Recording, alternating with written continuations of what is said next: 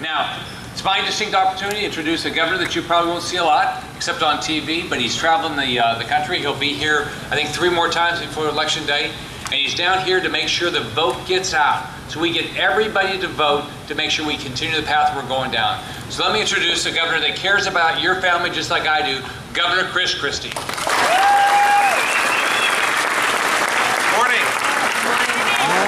Good morning, and thank you so much. It's great to be here in Florida this morning, and thank you for all of you turning out today.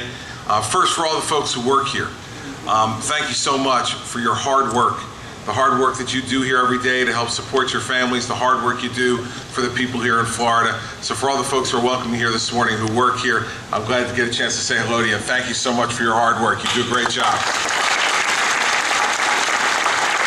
And in the end, that's what this election is all about. It's about them. It's about them and their families and millions of other citizens of Florida like them, who are not afraid of hard work, who just want a good job to go to every day where they're going to be paid well, a good job where they're going to be respected, and a job that allows them to come home and support their families and give their children and their grandchildren a better chance at an even bigger life with bigger dreams than the ones we've had. That's what every American wants. And every citizen of Florida wants the same thing. Better chances for our children and grandchildren than what we have had the opportunity to have. And when Rick Scott took over as governor of Florida 4 years ago, there are a lot of people in the state who had given up on that hope. Unemployment was over 11%. Highest foreclosure rate in the nation. Folks feeling despondent. Jobs, businesses, people leaving the state. This was not the Florida that many people here had grown up seeing, and they were desperate for someone who was going to be strong enough to make the decisions that needed to be made to put Florida back on the right track. And so you elected Rick Scott 4 years ago. You took a chance on Rick Scott 4 years ago. And 4 years later, he's restored prosperity back to Florida through the kind of common sense decisions that you know need to be made, but so often aren't made by politicians in the state capitol.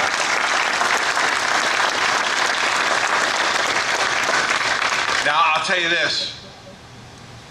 The next 19 days are going to be filled with political tricks, because Rick's opponent may just be the #1 political trickster in America. Now, I've been in 34 states now, everybody, so I know what I'm talking about here. I've seen a lot of politicians all across this country running for office this year, but there's nobody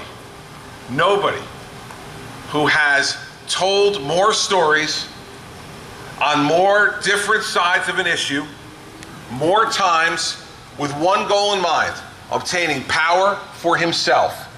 See, that's the difference, the biggest difference between Rick Scott and Charlie Crist. Charlie Crist is about Charlie Crist. That's all he's about. You know, if he thinks it suits him to get power to be a Republican, he'll tell you he's a Republican. But then if he sees a job where he can grab some power and you think maybe having an independent there would be a good thing, then Charlie's going to be an independent. And now, because the Republicans won't have him anymore, and the independents won't have him anymore, he's gone to the last place left for himself. Now he's gone to the Democratic Party. But not because he's a Democrat, not because he loves other Democrats, but because it's all about Charlie. It's all about Charlie. He just wants power again. And then once he gets there, believe me, he'll do the same thing he did when he was governor the last time. Be completely disinterested in the job, not do it, and look for the next piece of power he can grab someplace else. Amen. That's the history. See, most times when a guy like me comes up and talks to folks like you about that, I'm just speculating. Say, well, this is what I think he'll be like. This is what I think he'll do. But see, you've got a great advantage in Florida this time. You don't have to guess.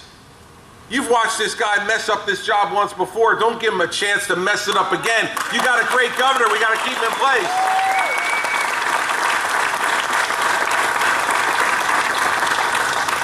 And he'll try to put up all kinds of distractions and crazy stories about Rick Scott. I'm sure you're seeing them all on TV right now.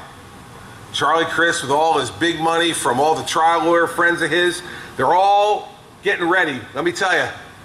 Because when he goes to the state capitol, he's not going to be thinking about you. He's going to be thinking about all those folks who want to get back to feeding at the public trough. What's Rick Scott done since he's been governor? Worried about everyday middle-class Floridians who want to raise their family, who want their kids to get a better education, who want to walk the streets in safety, who want to make sure that the government just stays out of their way and lets them live their life. Believe me, Charlie Crist is your governor. Government will be in every part of your life, but most particularly, government will be back in your pocket in a big way, and you don't want that in Florida because that's going to kill jobs and drive people away just like it did when he was governor the last time. So you got a clear choice. And I am going to be here 3 more times in the next 19 days, and the reason I'm coming here is because I believe in this governor. I believe in Rick Scott. This is a guy who didn't have to do this, had an enormously successful life and career, and he's chosen to come and serve the public at no benefit to himself other than knowing that the job he's going to do will help other people. And he's someone who's benefited in that way himself over his life and created a great life for himself and his family, and he wants every person in Florida to have the same chance. So